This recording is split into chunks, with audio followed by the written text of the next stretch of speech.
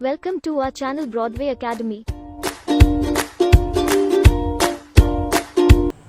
Hello दोस्तों, मैं दीपक यादव आप सभी का ब्रॉडवे एकेडमी के YouTube channel Broadway academy Thakur द्वारा पर स्वागत करता हूं। आशा करता हूं आप सभी स्वस्थ होंगे और अपने घरों में सुरक्षित होंगे। चलिए भाई, आज का जो सेशन रहने वाला है वो अपनी हिंदी वर्णमाला का पार्ट 2 होगा और इसमें हम पढ़ेंगे स्वरों का वर्गीकरण। इससे पहले हमने स्वरों की संख्या का वर्गीकरण शुरू किया था, है ना, तो आपने वो पढ़ लिया होगा और अगर नहीं पढ़ा है तो पहले आप उसको पढ़ के आइएगा। आज मैं आपको कोड से पढ़ाऊंगा और कोड जो है वो पिछली वीडियो में ही आपको मिले थे, ठीक है ना, तो इसलिए कि आप उसको जरूर देख लें, उसका लिंक आपको डिस्क्रिप्शन में मिल जाएगा। आइए शुरू करते हैं इन शब्दों के साथ, गौर फरमाइएगा। सामने हो मंजिल तो रास्ते ना छोड़ना, सामने हो मंजिल तो रास्ते ना छोड़ना, जो भी मन में हो वो सपना न छोड़ना, जो भी मन में हो वो सपना न छोड़ना, कदम कदम पर मिलेगी मुश्किल आपको, कदम कदम पर मिलेगी मुश्किल आपको, बस सितारे चुनने के लिए जमीन ना छोड़ना, सितारे चुनने के लिए जमीन ना छोड़ना। चलिए भी शुरू करते इसी के साथ। अपने इरादों को, अपने विश्वास को बुलंद बनाए रखिए और शुरू करते हैं आज का सेशन। पार्ट 2 है वर्णमाला का और ये शुरू होगा भैया अपना स्वरों के वर्गीकरण से। सही है ना, हेडिंग डाल लीजिएगा सब अपने कि भी स्वरों का वर्गीकरण, स्वरों का वर्गीकरण, ठीक है भाई, स्वरों का वर्गीकरण हम ये पढ़ने वाले हैं। तो स्वरों का जो वर्गीकरण है मैंने आपको कोड बताए थे, ठीक है ना, कोड अभी मैं एक बार फिर लिख दूंगा। अभी जो अपना जो पहला वर्गीकरण होगा तो वो अपना उच्चारण काल या मात्रा के आधार पर होगा, जिसमें कोड की कोई जरूरत नहीं होती है, वो बहुत ही आसान होता है, हम उसको बेसिक तरीके से भी याद रख सकते हैं। लेकिन जब आधार चेंज होते हैं, जब जीभ के आधार पर, होठों के आधार पर, मुख के आधार पर इस तरीके से आपसे पूछता है तो वहां पे हमें उन कोड की जरूरत पड़ेगी। तो मैं एक बार फिर से आपको वो जो है अपना मात्रा के आधार पर पढ़ने के बाद हम इसको शुरू कर लेंगे कोड के साथ ही, ठीक है ना। तो आइए देखिए, तो पहला जो इसमें अपना आधार है, देखिए क्या है, इसमें बहुत ही क्या है क्रिटिकल कंडीशन दी गई है, किस तरीके से कि बार बार आधार चेंज करता है, बल्कि जो अपने स्वर हैं वो वही हैं, स्वर जो है वो वही हैं जो अपने इसमें दिए गए थे, है ना। लेकिन क्या है, बार बार आधार चेंज करने से क्या होता है कि उनका नाम चेंज हो जाता है, कभी मुख के आधार पर, कभी जीभ के आधार पर। तो मैं आपको जो पहले समझाने वाला हूं तो भैया वो है मात्रा या उच्चारण काल के आधार पर, मात्रा या उच्चारण काल के आधार पर, ठीक है भाई, मात्रा या उच्चारण काल के आधार पर। देखिए हमें रटना नहीं है, हमें समझना है, और समझने का मतलब ये होता है कि आप पूरा मेंटली बिल्कुल प्रिपेयर होकर बैठिए, कॉपी पेन लेके बैठिए, आपको जहां लगे कि भी मुझे नोट कर लेना चाहिए तो आप उसको नोट करते रहिए, है ना। ये बार बार देखने से अच्छा है कि आप एक बार पढ़ो और 0 से लेकर अपना हीरो लेवल तक पढ़ो और आपकी जो अपना एम है, जो उद्देश्य है, आप उस तक पहुंचो। मैं आशा करता हूं कि आप जरूर अपने मकसद में कामयाब होंगे। तो देखिए भाई, मात्रा या उच्चारण काल के आधार पर हम अपने स्वरों का वर्गीकरण करते हैं। यहां से आपको क्वेश्चन 2 तरीके से मिलेगा। पहला आपको क्वेश्चन आ सकता है केवल मात्रा के आधार पर, वो पूछ सकता है ये बताइए भी कि मात्रा के आधार पर कितने प्रकार के स्वर होते हैं, मात्रा के आधार पर कितने प्रकार के स्वर होते हैं। तो जब वो केवल मात्रा का जिक्र करेगा तो आपका आंसर हो जाना चाहिए 2, कि भी मात्रा के आधार पर 2 प्रकार के स्वर होते हैं, और वो पूछेगा कि भी 2 प्रकार के स्वर वो कौन कौन से होते हैं, तो हमारा आंसर बिल्कुल एकदम आना चाहिए। वो स्वर अपने होते हैं, एक ह्रस्व स्वर होते हैं और एक अपने दीर्घ स्वर होते हैं, ठीक है भाई, यहां तक की बात क्लियर हुई। लेकिन जब वो आपसे बात करेगा किसकी, उच्चारण काल की बात करेगा, वो आपसे उच्चारण काल की, कि ये बताइए भी उच्चारण काल के आधार पर कितने प्रकार के स्वर होते हैं। तो जब वो आपसे उच्चारण काल की बात करेगा तो आपका जो आंसर होगा तो वो आपका आंसर होगा बेटा 3। कितना आंसर होगा? 3। हमेशा ध्यान देना, उच्चारण काल के आधार पर तीन प्रकार के स्वर होते हैं। अब तीन प्रकार के वो स्वर कौन कौन से होते हैं? एक ह्रस्व स्वर होता है, एक दीर्घ स्वर होता है, और एक अपना तीसरा जो इसमें जुड़ता है वो प्लुत स्वर जुड़ता है। ठीक है ना, उसका प्रयोग नाटक के संवाद वगैरह में होता है, चर्चा हम उस पर भी करेंगे। ठीक, तो हम पहले पढ़ लेते हैं मात्रा या उच्चारण काल के आधार पर, है ना। दोनों में बस थोड़ा सा अंतर है, जब वो केवल मात्रा का जिक्र करेगा तो यहां पर वो प्लुत स्वर को काउंट नहीं करता, लेकिन जब वो उच्चारण काल के आधार पर उनका वर्गीकरण करता है, स्वरों का वर्गीकरण करता है, तो वहां पर वो प्लुत स्वर को इसमें काउंट करेगा। ठीक, तो देख लीजिए, इसमें जो हम पढ़ने वाले हैं, तो सबसे पहले पढ़ेंगे हम अपने ह्रस्व स्वर, है ना। सबसे पहले कौन से पढ़ेंगे? ह्रस्व स्वर पढ़ेंगे। आप हेडिंग लिख लीजिएगा, ह्रस्व स्वर।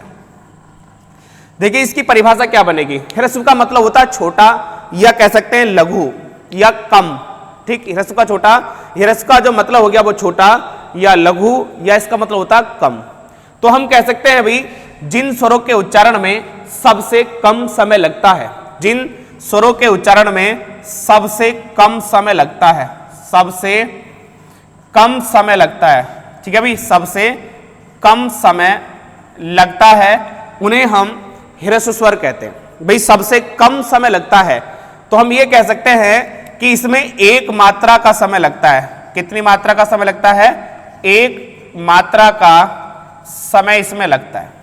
अब एक मात्रा का समय लगने के कारण हम इन ह्रस्व स्वरों को, एक मात्रा का समय लगने के कारण हम इन ह्रस्व स्वरों को क्या कहते हैं? एक मात्रिक स्वर कहते हैं। क्या कहते हैं भाई? एक मात्रिक स्वर कहते हैं। ठीक है, एक मात्रिक स्वर कहते हैं।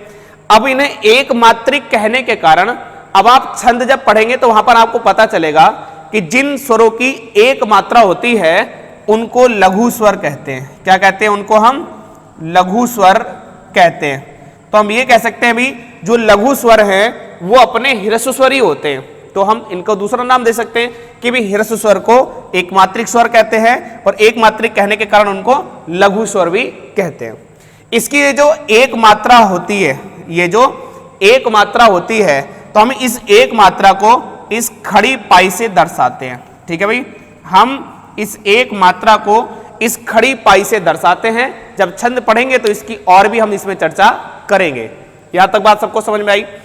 आपसे क्वेश्चन पूछेगा भाई ह्रस्व स्वर कितने होते हैं, तो आपका आंसर सटीक आना चाहिए कि ह्रस्व स्वर जो होते हैं वो 4 होते हैं। कितने होते हैं ह्रस्व स्वर?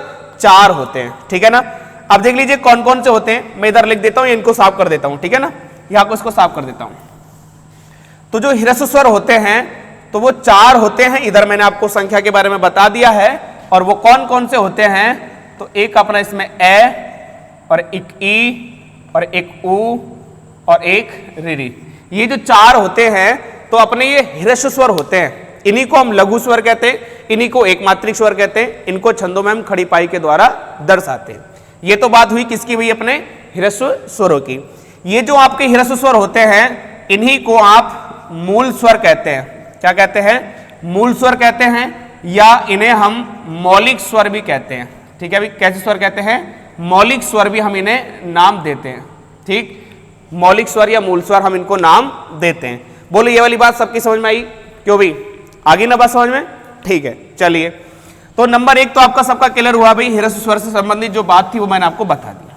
उसके बाद नंबर 2 आता है अपना दीर्घ स्वर के बारे में। किसके बारे में आता है? दीर्घ स्वर के बारे में आता है। दीर्घ स्वर, जहां भी आपको जो भी दिक्कत लगा करें आप कमेंट सेक्शन में आप बता सकते हैं। हम उसको पढ़ने के बाद में उसका आपको रिप्लाई दे दिया करेंगे। आपके मन में जो भी डाउट हुआ करे कि भाई हमें ये क्वेश्चन पूछना था, या हमें ये गलत लग रहा है, या क्या होना चाहिए था, तो आप बेझिझक कमेंट कर सकते हैं और हम उसका उत्तर बहुत ही विनम्र भाव से देने की कोशिश करेंगे। ठीक, चलिए आइए। तो अब नंबर 2 हम किसके बारे में पढ़ेंगे भी? दीर्घ स्वरों के बारे में पढ़ेंगे भी। किसको कहते हैं दीर्घ स्वर? तो देखो पहले जानते हैं हम परिभाषा। दीर्घ का जो मतलब होता है, जो अर्थ होता है, इसका मतलब होता है बड़ा। इसका मतलब क्या होता है? बड़ा, या कह सकते हैं अधिक। बड़ा, या क्या कह सकते हैं? अधिक कह सकते हैं। तो हम इनकी परिभाषा बनाएंगे। जिन स्वरों के उच्चारण में, जिन स्वरों के उच्चारण में अधिक समय लगता है, जिन स्वरों के उच्चारण में अधिक समय लगता है उन्हें हम क्या कहते हैं भाई, दीर्घ स्वर कहते हैं। अब ये जो अधिक समय लगता है, ह्रस्व से तो अधिक समय लगता है, लेकिन जो प्लुत स्वर होते हैं उनसे कम समय लगता है। जो प्लुत स्वर होते हैं उनसे कम समय लगता है, लेकिन जो अपने ह्रस्व स्वर होते हैं उनसे अधिक समय लगता है। ये जो अधिक समय लगता है तो ये कितनी मात्राओं का लगता है, तो हमें कहना चाहिए भाई कि ये 2 मात्रा का समय लगता है, ठीक है ना। 2 मात्रा का समय इसमें लगता है, ठीक, 2 मात्रा का समय लगता है। अभी जो 2 मात्राओं का समय लगता है, तो 2 मात्राओं के समय लगने के कारण ये जो अपने दीर्घ स्वर होते हैं तो इनको हम द्विमात्रिक स्वर बोलते हैं। क्या बोलते हैं? द्विमात्रिक स्वर बोलते हैं। यहां तक बात समझ में आई? जो 2 मात्रा का समय लगा तो इसलिए हम अपने दीर्घ स्वरों को द्विमात्रिक स्वर अपने इसमें बोलते हैं। अब छंदों की अगर बात करेंगे तो जो 2 मात्रिक होते हैं, जो द्विमात्रिक होते हैं, जिनके उच्चारण में 2 मात्रा लगती हैं, तो छंदों में उन्हें जो हम नाम देते हैं वो गुरु नाम देते हैं। क्या नाम देते हैं? गुरु नाम देते हैं। इसलिए हम कह सकते हैं कि जो अपने दीर्घ स्वर होते हैं हम उन्हें गुरु स्वर भी कहते हैं। क्या बोलते हैं भाई? गुरु स्वर भी कहते हैं। अभी जो गुरु स्वर का जो साइन होता है तो ये इस तरीके से आपकी वर्तुल रेखा होती है। इस वर्तुल रेखा से हम इसको दर्शाते हैं। वर्तुल का मतलब होता है टेढ़ा मेढ़ा, ठीक है। अब ये टेढ़ा मेढ़ा ये, ठीक है ना। तो वर्तुल रेखा से हम अपने गुरु स्वर को दर्शाते हैं, ठीक। यहां तक बात क्लियर हुई? चलिए मैं इसको साफ करता हूं, ठीक है ना। अब बात करते हैं भैया इनकी संख्या के बारे में बात कर लेते हैं थोड़ा सा कि भाई दीर्घ स्वरों की संख्या कितनी होती है ना। कौन कौन से दीर्घ स्वर होते हैं इस पर चर्चा करेंगे। तो देखो आपको संख्या 2 मिल सकती है, या तो संख्या आपको 7 मिलेगी या संख्या आपको कितनी मिलेगी? 8 मिलेगी। 7 का क्या रीजन है और 8 का क्या रीजन है वो मैं आपको बिल्कुल क्लियर बताने वाला हूं। आप जरा ध्यान से सुनिएगा, ठीक है ना। अगर बात करते हैं हम 7 स्वरों की, किसकी बात करते हैं हम? पहले 7 स्वरों की बात कर लेते हैं। तो इसमें अपने आते हैं एक तो पूर्ण दीर्घ स्वर आते हैं, पूर्ण दीर्घ स्वर आते हैं एक तो, ठीक है ना। पूर्ण दीर्घ स्वर, भाई ये पूर्ण दीर्घ स्वर, इससे हमने पिछली वीडियो में चर्चा की थी। भाई पूर्ण दीर्घ स्वरों की जो संख्या होती है वो 3 होती है, ठीक है ना। उसके बाद हम बात करते हैं भी दूसरे कौन से आते हैं। तो दूसरे इसमें आते हैं अपने संयुक्त स्वर आते हैं। कौन से स्वर आते हैं? संयुक्त स्वर आते हैं। अब ये जो संयुक्त स्वर होते हैं तो इनकी संख्या होती है 4। इनकी संख्या कितनी होती है? अभी 4 होती है, ठीक है ना। तो 4 और 3 कितने हो गए? अभी 7 हो गए। तो इस प्रकार से तो आपकी संख्या बनती है 7। ये पूर्ण दीर्घ कौन कौन से होते हैं अभी? तो इसमें आपका बड़ा आ और भी बड़ी ई और बड़ा ऊ, ये आते हैं आपसे। अगर आपसे क्वेश्चन अगर दीर्घ को लेके पूछा जाता है या पूर्ण दीर्घ को लेके पूछा जाता है तो आपका आंसर आ, ई या ऊ में से कोई एक होना चाहिए, ठीक है। संयुक्त स्वरों को अगर आपसे लेके क्वेश्चन बनता है तो इनकी संख्या 4 होती है। इसमें आपका ए आता है, आई आता है, आपका ओ आता है और एक आपका औ आता है, ठीक है भाई। तो ये आपकी संख्या क्या हो गई भाई? संयुक्त स्वरों की संख्या हो गई। संयुक्त क्यों कहते हैं इनको, अभी हम इस पर चर्चा करने वाले हैं। जब संख्या आपसे अगर 8 पूछेगा, जब संख्या आपसे क्या पूछेगा? 8वां जो अपना स्वर होता है, जो अपना 8वां जो स्वर होता है यहां पर, 7 तो ये हो गए भाई। 8वां जो होता है तो वो होता है आपका अंग्रेजी भाषा का ये अ, ठीक है ना। अंग्रेजी भाषा का ये अ होता है अपना 8वां स्वर। ये आगत स्वर भी कहलाता है, अंग्रेजी भाषा के प्रभाव से आया है, ठीक है ना। तो इसके बारे में हम चर्चा करेंगे, ठीक है ना। अभी पहले हम इसके बारे में जानते हैं। बोलो यहां तक बात क्लियर होगी नहीं? पूर्ण दीर्घ स्वर और संयुक्त स्वर। अब थोड़ी सी जानकारी लेते हैं संयुक्त स्वरों के बारे में, है ना। अभी इसको मैं साफ कर देता हूं। संयुक्त स्वरों के बारे में थोड़ा जानकारी लेते हैं, ठीक है। इसको भी मैं साफ कर देता हूं। देखिए भाई, संयुक्त स्वर के बारे में हमें पढ़ना है थोड़ा सा। संयुक्त स्वर संख्या कितनी होती है? 4। अगर हम बात करें तो एक तो ये होता है ए, एक ये आई होता है, एक ये औ होता है ना, ओ होता है, और ये क्या होता है अपना औ होता है। ये चार अपने क्या कहलाते हैं? संयुक्त। संयुक्त का मतलब होता है जो दो स्वरों के संयोग से मिलकर बनता है, दो भिन्न स्वरों के संयोग से मिलकर बनता है, उसे हम क्या कहते हैं? संयुक्त स्वर नाम देते हैं। तो भाई ये बताइए, भाई ये जो अपना ए है ये किसके मिलने से बनता है? तो ये जो ए है वो बनता है ए या आ प्लस ई या ई, इन दोनों के योग से मिलकर बनता है। ए या ई भी आ सकती है, आ या ई भी आ सकती है, मतलब इन चारों में से कोई भी बना सकता है। पहले आएगा ए या आ, बाद में आएगा ई या ई, है ना। अगर तुम ये सोचने लग जाओ कि क्या ये हो सकता है कि भैया ई प्लस ए ये बन सकता है क्या, तो ये बिल्कुल होगा आपका गलत। ये क्या होगा आपका? गलत होगा, ये नहीं हो सकता। ठीक है ना। चलिए अब ये जो अपना यहां से आता है भैया बड़ा ए जो आता है, इसको बड़ा ए बोलते हैं, वैसे इसका सही उच्चारण जो होता है वो आई होता है। ठीक, ये बनता है अपना ए, ठीक है, या अपना आ, ठीक, प्लस इसमें आता है छोटा ए, ये इन दोनों के योग से मिलके बनता है। ठीक है ना। उसके बाद में बात करते हैं ये जो अपना छोटा ओ होता है, तो ये भी अपना ए या आ, और इससे जो मिलता है वो छोटा ऊ या बड़ा ऊ मिलता है। क्रम यही रहेगा, क्रम भी ध्यान देना। कभी आप यहाँ पे ये ए है, इसको ए को रख दो और यहाँ पे इसके बाद में रख दो, तो क्रम भी आपका यही रहने वाला है। ठीक है ना बेटा। अगर ये जो औ है तो ये बनता है अपना ए या आ, और प्लस इसमें आता है ये अपना ओ। तो ये इतने अपने वर्णों के योग से ये बनते हैं, इनको ध्यान से देखिएगा, कभी भी आपका क्वेश्चन गलत होना नहीं चाहिए, है ना, इस तरीके से। तो क्वेश्चन मैं तो यही कोशिश करूंगा कि आपको सबसे अच्छी नॉलेज आपको दे सकूं, और जहां तक मैं मानता हूं कि भी मैं तो अपनी नज़र में अच्छा ही करूंगा आप सबके लिए, है ना। तो आपको ये देखना है कि क्या हमारे लायक ये है या नहीं है ना। तो मैं तो वैसे सोचता हूं कि भाई जब जो जहां तक मैंने अभी तक पढ़ाया है, लगभग 4-5 साल का मेरे को एक्सपीरियंस है इसी क्षेत्र में पढ़ाने का, तो बढ़िया करके पढ़िए मेहनत से। ये मैं आपकी गारंटी लेता हूं कि अगर आपने एक बार पूरी हिंदी अगर मेरे से पढ़ ली, पूरी हिंदी अगर आपने मेरे से पढ़ ली, मैं पूरी हिंदी पढ़ाऊंगा आपको, पूरी हिंदी अगर आपने मेरे से पढ़ ली तो हिंदी का आपका 1 नंबर का क्वेश्चन भी नहीं कट सकता, 1 नंबर का क्वेश्चन भी नहीं कर सकता, और गलती से भी नहीं कर सकता। ऐसी ऐसी चीजें मैं आपको बता जाऊंगा जो हमेशा के लिए आपके दिमाग में बैठ जाएंगी, वो कभी निकल नहीं सकती। जिस दिन मैंने साहित्य पढ़ाना शुरू कर दिया, रचनाएं पढ़ानी शुरू कर दी, आप मेरी वीडियो का वेट किया करेंगे कि भाई कब वीडियो आएगी। ठीक है ना। तो इसलिए आप बने रहिए अंत तक, है ना। देखिए अगली बात सुनिएगा। अब ये जो अपना स्वर है इसमें छोटा ए और जो छोटा ओ है, तो देखो ये जो कंडीशन आई ना यहाँ पर, ये वाली और ये वाली जो कंडीशन आई, ये वाली और ये वाली जो कंडीशन आई है, तो ये कंडीशन आपकी आती है गुण संधि में। किस में आती है? गुण संधि में आती है। ठीक, तो मैं ये कह सकता हूं कि ये जो ए और ये जो ओ है, तो ये गुण होने पर बने हैं। क्या होने पर बने हैं? गुण होने पर बने हैं।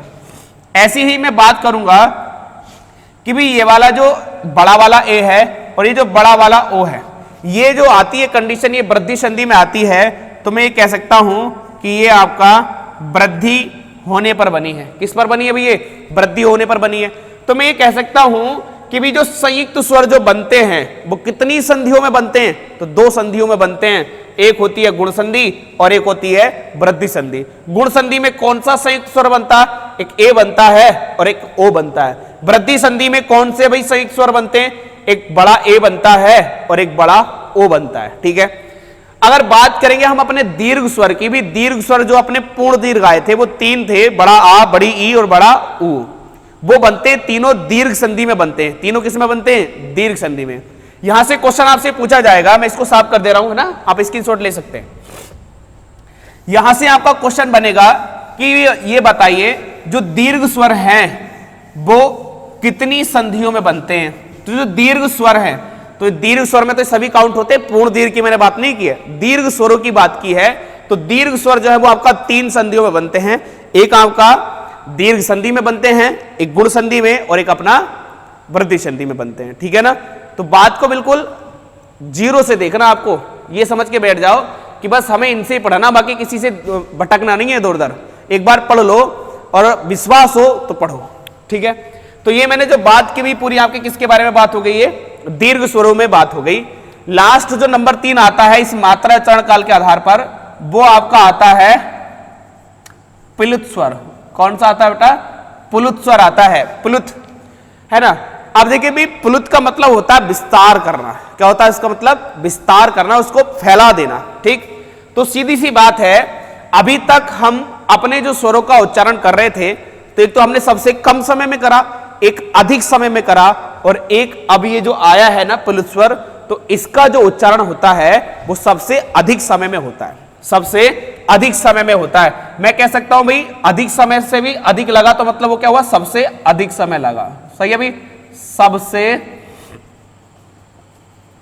अधिक समय। तो इसके उच्चारण में कितना समय लगता है भाई, सबसे अधिक समय लगता है। और सबसे अधिक समय तो लगता है, तो लगभग हम कह सकते हैं कि भी 3 मात्राओं का समय लगता है। कितनी मात्राओं का, 3 मात्राओं का समय इनके उच्चारण में लगता है। और 3 मात्राओं का समय लगने के कारण ही इन्हें क्या कहा जाता है, त्रैमात्रिक स्वर कहा जाता है।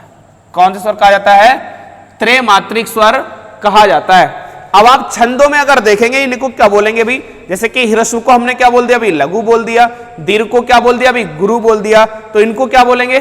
तो आपके लिए मैं बता देता हूं कि भाई छंदों में कभी भी 2 मात्राओं से ज्यादा मात्रा नहीं होती है, केवल 1 मात्रा होगी या फिर 2 मात्रा होगी। तो इसलिए छंदों में इसका प्रयोग नहीं होता है, तो इसको त्रैमात्रिकी बोलते हैं। इसका प्रयोग होता कहां भी फिर, जब छंदों में इसका प्रयोग नहीं होता, तो इसका जो प्रयोग होता है, इसका जो प्रयोग होता है, तो हम कह सकते हैं किसी को पुकारने में होता है, किसी को पुकारने में इसका प्रयोग होता है। जैसे हम किसी को आवाज लगाते हैं, ओ मोहन कहां है लल्ला, इस तरीके से बोलते हैं, तो किसी को पुकारने में, ठीक है ना। या हम कह सकते हैं जो नाटक का संवाद होता है, नाटक के संवाद में, तो नाटक के संवाद में इस प्लुत स्वर का प्रयोग होता है। जैसे कि आपने अभी देखी होगी लॉकडाउन के चलते महाभारत और रामायण आपने देखी होंगी, है ना। तो महाभारत और रामायण में आपने बिलाप देखा होगा, बिलाप, क्या देखा होगा, बिलाप। बिलाप का मतलब होता है, एक होता रोना और एक होता बिलाप। तो बिलाप और रोना में इतना अंतर है, रोना तो रो रहे हैं आराम से, लेकिन बिलाप होता है कुछ बखान करते हुए रोना, कुछ कहते हुए रोना जो कहलाता है वो बिलाप होता। तो बिलाप के समय जब हम किसी का कुछ बखान करते हैं ना, तो वहां पे अपना प्लुत स्वर का ही प्रयोग होता है। जैसे मैं अगर क्या बोलूं भाई, मैंने यहां से लिख दिया इस तरीके से, है ना, इस तरीके से मैंने लिख दिया, तो ये जो यहां पर हुआ ना, तो ये प्लुत स्वर में बदल गया। किस में बदल गई, ये प्लुत स्वर में बदल गया। बोलो इतनी बात समझ में आ गई।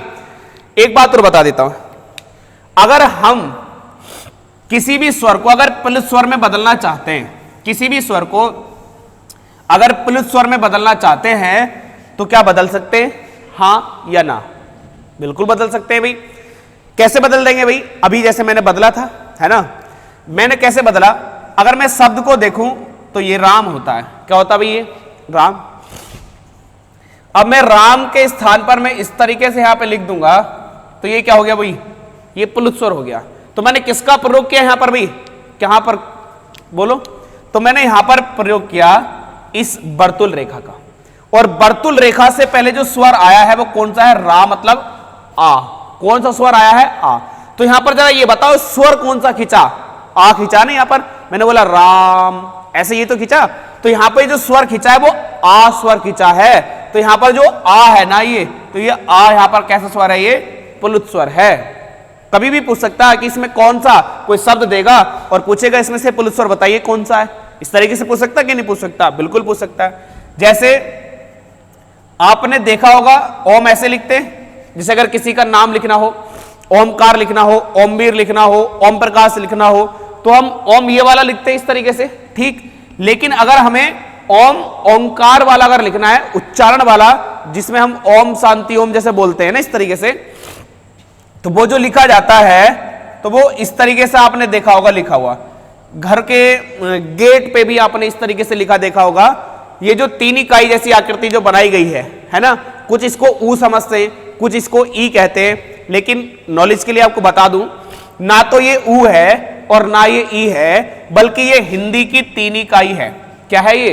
हिंदी की 3 इकाई है। इसका सीधा सा मतलब ये है कि ओ की जो 2 मात्रा है होती है ना, ओ की कितनी मात्रा पढ़ी अभी हमने?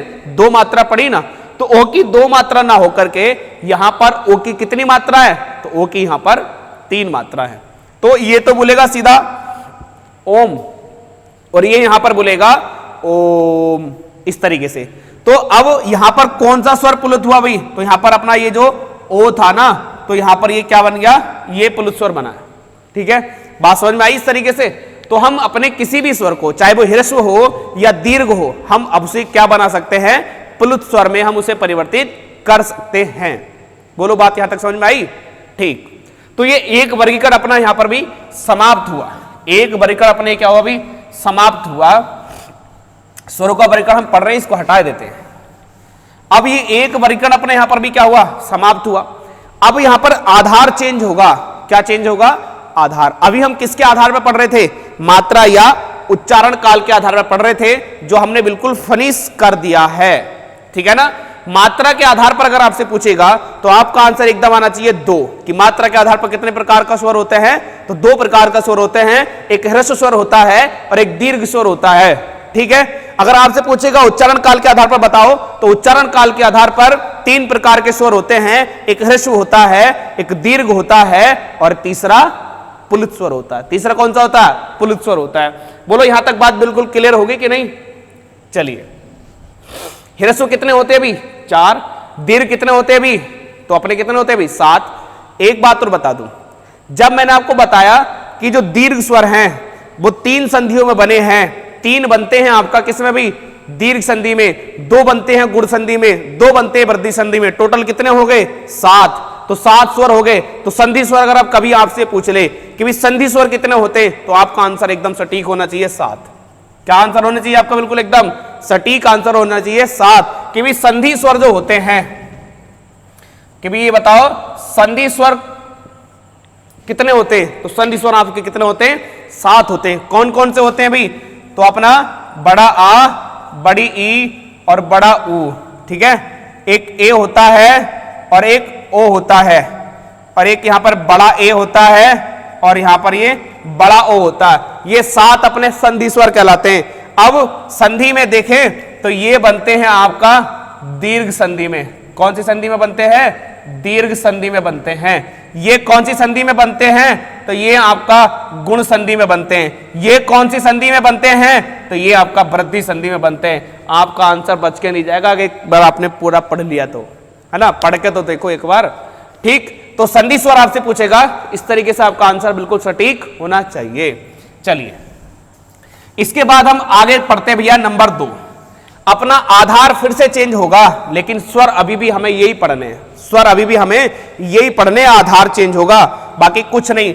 अब हम यहां से आगे जितने भी स्वरों का वर्गीकरण पढ़ेंगे तो वो हम कोड से पढ़ेंगे, और जिसकी याद कोड नहीं है वो पहले कोड याद कर लो। बिना कोड के कुछ नहीं होने वाला। तो इसलिए भाई आइए चर्चा करते हैं यहां से आगे। मैं यहां पर स्वर लिख देता हूं और एक बार उनके कोड लिख देता हूं, जो भाई लोग नहीं आ पाए थे या नहीं देखे हैं वीडियो, ताकि वो भी समझ सके। मैंने स्वर लिख दिए यहां पर ए, आ, ई, ऊ,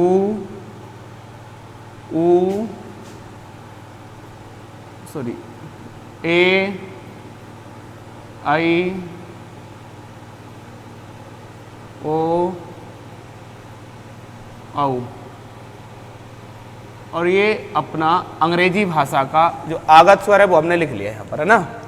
तो स्वर हो गए। इनके हम कोड के बारे में अगर भाई बात करें, क्या है कोड भाई? जो लोग पिछली वीडियो नहीं देख पाए थे वो देख लेंगे। तो इसका कोड 1, इसका 2, इसका 3, इसका 4, इसका 5, इसका 6, इसका 7, इसका 8, इसका 9 और इन दोनों का होगा 0। इन दोनों का कोड क्या होगा भाई? 0 होगा। ठीक है, यहां तक बात सब क्लियर है? ठीक।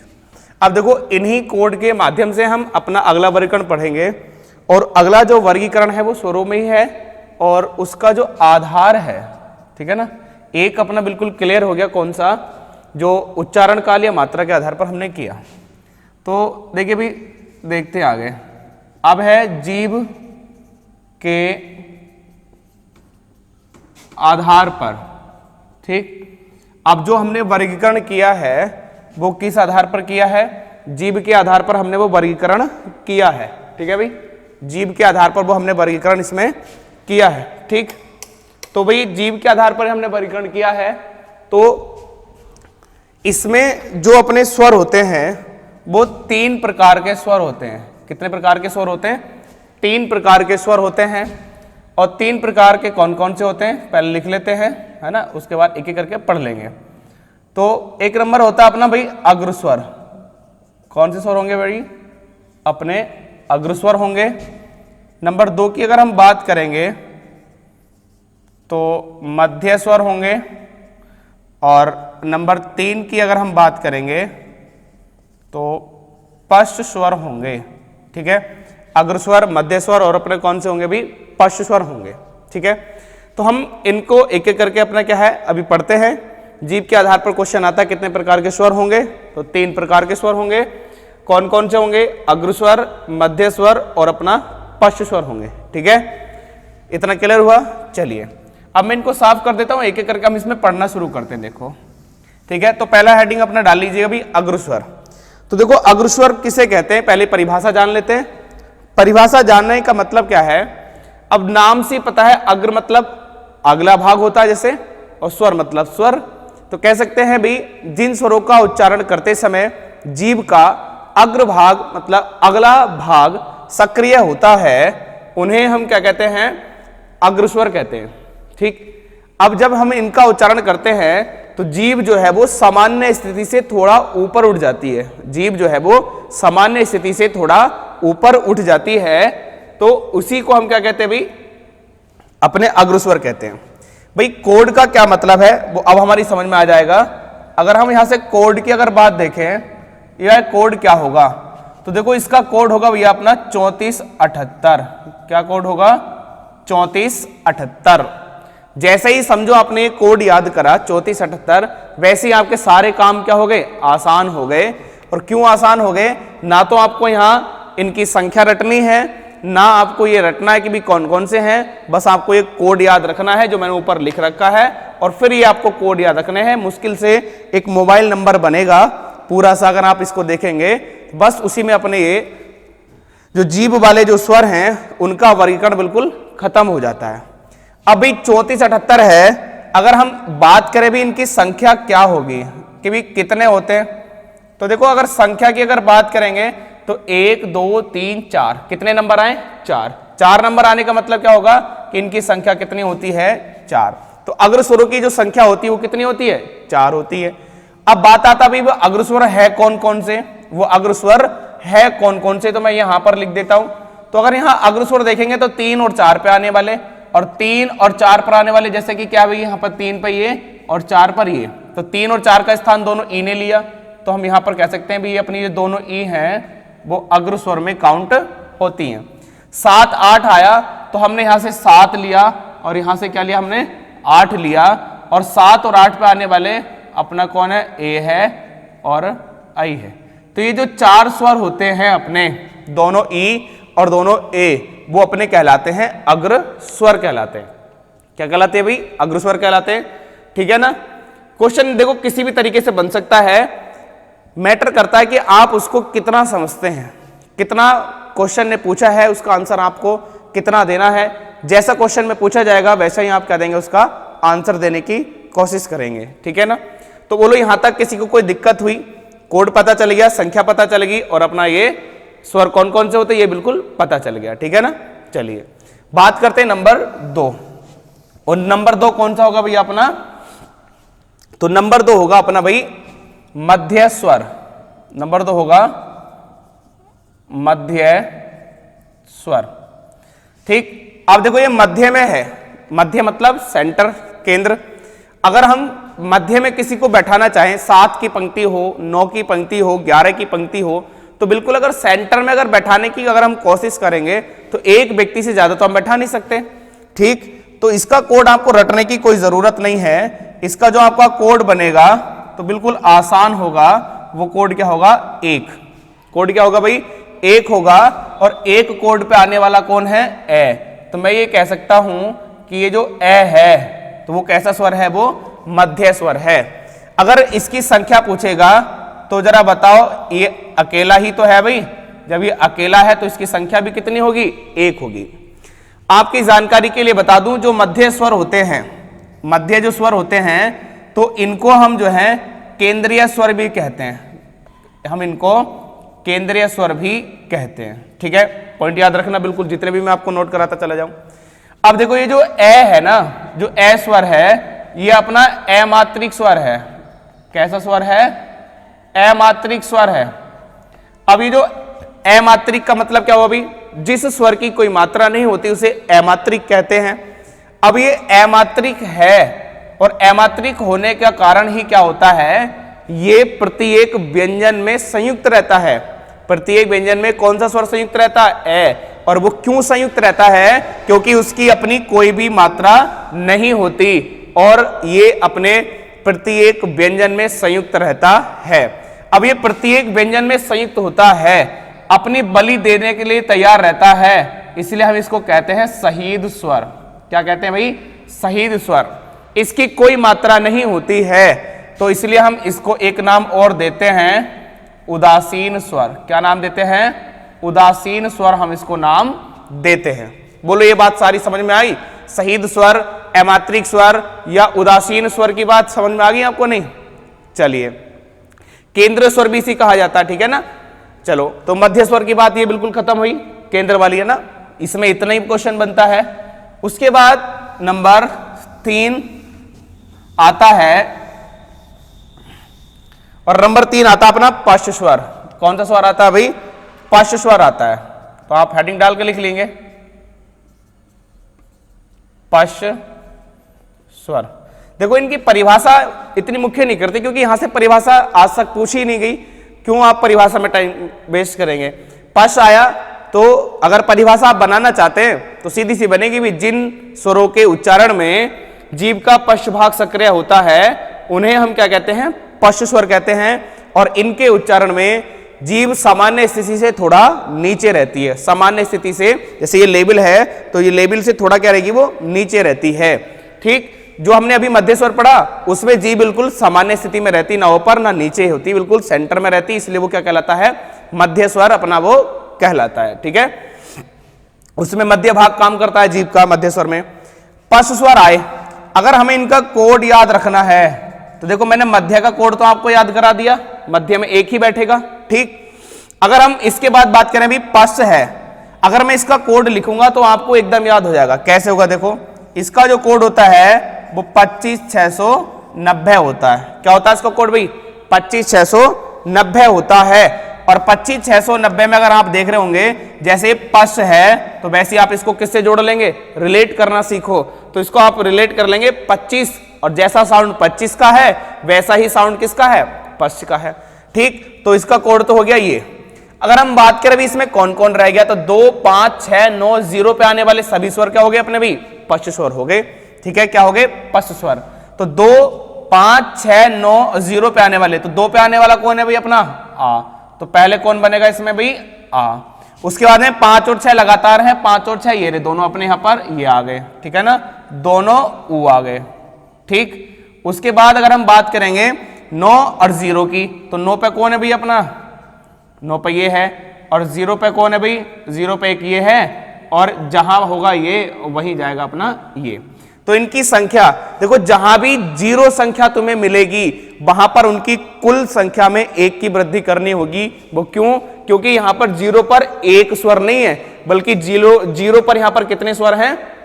0 पर यहां जो स्वर हैं वो 2 स्वर हैं। तो 0 जहां भी संख्या आएगी वहां पर हम 1 नंबर की क्या कर देंगे? उसमें वृद्धि कर देंगे, ठीक है ना।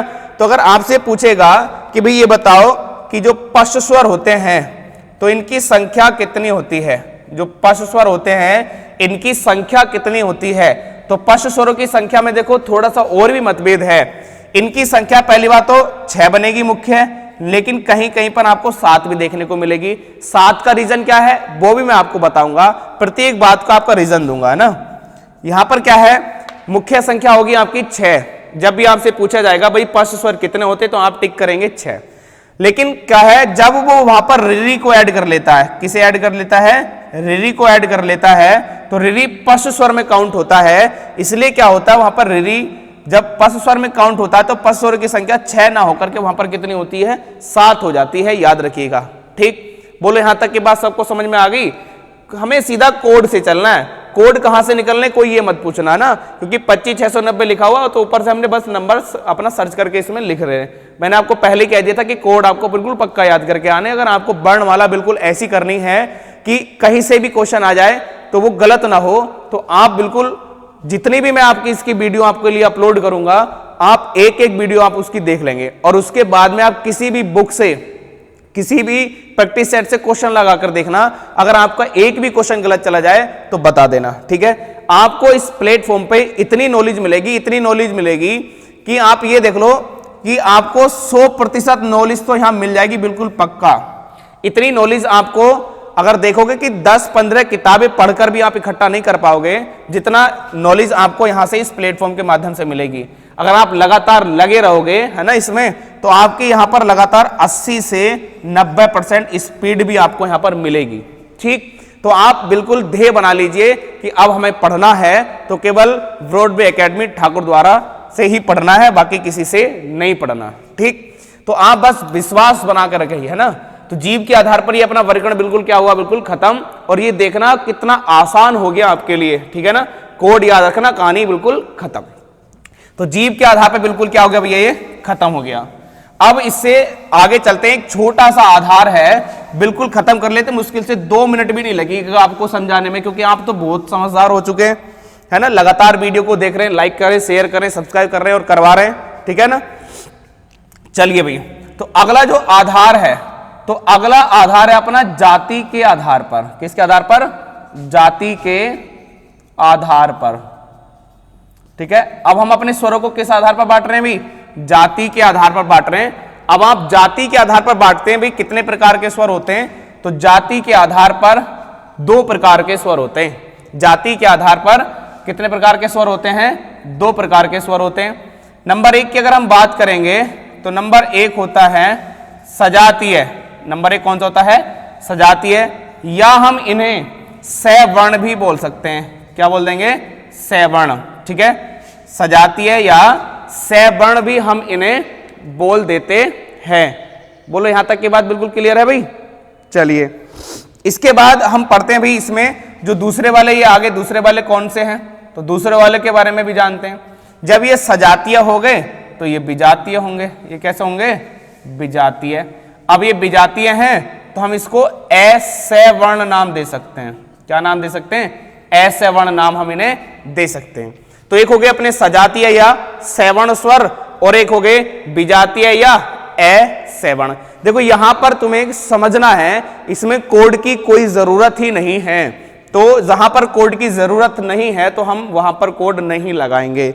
अब भाई ये सजातीय कौन से होते हैं, तो भाई बिल्कुल बात क्लियर है, सजातीय होते हैं जो समान जाति के स्वर होते हैं, उन्हें हम सजातीय कहते हैं। जो अलग अलग या कह सकते हैं जो भिन्न जाति के स्वर होते हैं, उन्हें हम विजातीय कहते हैं। बोलो बात समझ में आ गई, बिल्कुल। अब इसमें अगर हम समझे तो कैसे समझेंगे भी, अगर मैं बात करूंगा ए और आ की, अगर मैं बात करूंगा तो हमेशा क्वेश्चन पेयर से आता, तो ए और आ ये स्वर कैसे होंगे, सजातीय होंगे। बोलो बात समझ में आई। ऐसी अगर मैं बात करूंगा छोटी ई के साथ में बड़ी ई की, तो ये क्या होंगे, सजातीय होंगे। ऐसी अगर मैं बात करूंगा छोटे ऊ की बड़े ऊ के साथ, तो ये क्या होंगे, सजातीय होंगे। बोलो ये एक ही जाति के हैं कि नहीं है। तो ये क्वेश्चन आपका यहां से पूछा जाता है, तो ये अपना दोनों ए, दोनों ई, दोनों ऊ, अब जब पेयर से आते हैं तो वो क्या कहलाते हैं, सजातीय या सवर्ण स्वर कहलाते हैं, ठीक है। इसके बाद अगर मैं बात करूंगा किसकी भाई, कि भाई ये बताओ विजातीय स्वर कौन से होते हैं। बिल्कुल सरल एग्जाम्पल से समझ सकते हैं। यहां से आया ए और यहां से आई ई, और ये दोनों कहलाएंगे विजातीय स्वर।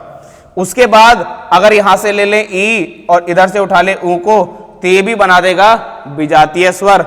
इधर से उठा लें ऊ को और उधर से उठा लें ए को, तो वो भी बना देगा क्या, विजातीय स्वर। मतलब जो एक ही प्रकार के स्वर नहीं होते हैं उन्हें हम कहते हैं क्या, उन्हें हम बोलेंगे भैया विजातीय स्वर बोलेंगे। बोलो यहां तक बात बिल्कुल क्लियर हो गई कि नहीं हुई भाई? ठीक है भाई, तो यहां तक आपके सबके समझ में आया है। चलिए तो आज के लिए हम इसमें इतना ही रहने देते हैं। आप इसको पढ़िए, नोट करिए और इसको समझिए, है ना। इससे आगे मिलते हैं हम अपनी अगली वीडियो में। तब तक देखते रहिए हमारा YouTube channel Broadway academy Thakur द्वारा। अगर आपको अच्छा लगे, आपको लगता हो कि भाई ये मेहनत कर रहे हैं, तो आप हमारे चैनल को शेयर करें, है ना, सब्सक्राइब करें और जो है लाइक करें, और जो है उसमें एक बेल आइकन दिया होता है, आप बेल आइकन को आप प्रेस कर लेंगे तो आपके पास सबसे पहले नोटिफिकेशन आएगा। ठीक है, तो इसलिए आपसे ये उम्मीद हम करते हैं, आप घर में रहिए, सुरक्षित रहिए। हम सब लोग, हम अपनी पूरी टीम, अपनी ब्रॉडवे की पूरी टीम आपके लिए मैदान में प्रस्तुत कर रहे हैं।